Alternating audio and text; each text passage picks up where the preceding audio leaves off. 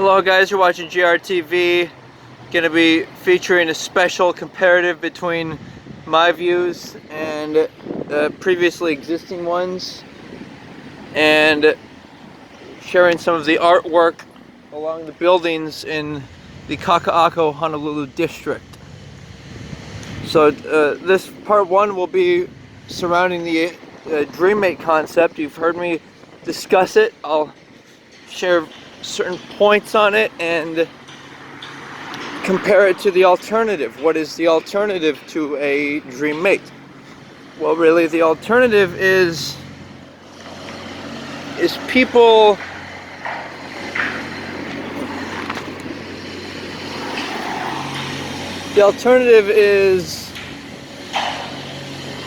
people liking their, you know, they're following their lusts and their desires. They're not following their dreams. You know, it's easier to figure out things when you look at the extremes of things. Like, for example, if you look at a prostitute, I'm going to run through this real fast.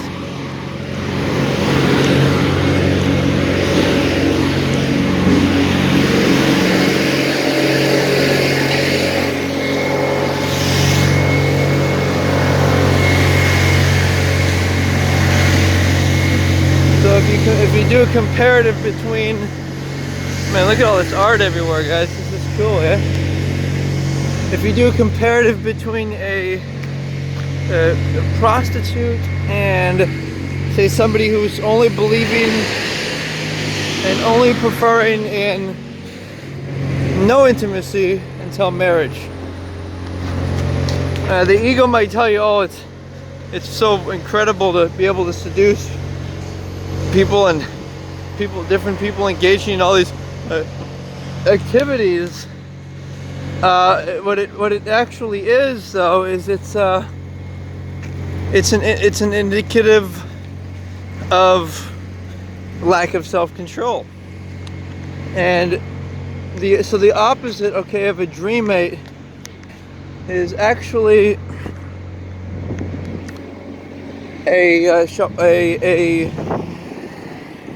shall we say, a one-night stand or a prostitute.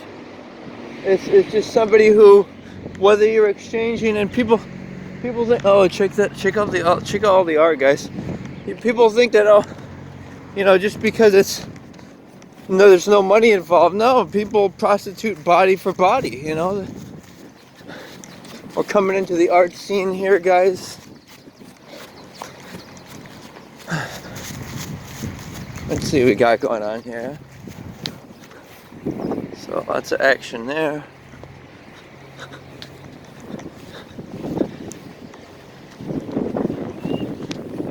Body for body. Well, I'll give you five indications that someone's your DreamMate, that you want to be with them absolutely, even if they lost their money or health. You just, if they're in a wheelchair or anything, you just want to be with this person. It's true love, and you can't love a person, I argue. You only love their dreams. But when you love their dreams, you're able to go through the flaws and limitations of the physical realm, you know, and really want to please them, really want to give them all your love and energy, and so really that's what it is. It's energy. You know, you're giving somebody your energy. So who do you want to give your energy to? Obviously, the ego will say, oh, I successfully seduced that person, or oh, they liked me. And there's always this energy of hoping and wishing somebody will like you, and fear that your body might not be attractive enough. You know, what happens, guys, is when you are truly in the expression of truth, you know, you don't, even if you were whatever, naked or showed your finances or anything, there's no longer any fear, because you would show those to your future DreamMate anyway. So instead of heartbreak, instead of confusion, instead of wishing or hoping. And by the way, sometimes if your body's not ready or you're not ready, you may have to wait till your next reincarnation. But you can, in the interim, you can still help people to build up to, to help other people to unite with their dream mate. You might look at people and say, I don't like that person. But the way to like somebody is to do things in the interest of their future incarnation. So you don't like somebody, leave them be, and do things for the sake of their future incarnation. It's a special trick that I use to transcend hatred and contention. And as we all know, your dream mate will want you exactly for who you are. So, we're checking out some more of the artwork we can see here. It's interesting. It's actually quite a scene, right? Let's go check over here. You can see these different expressions going on here.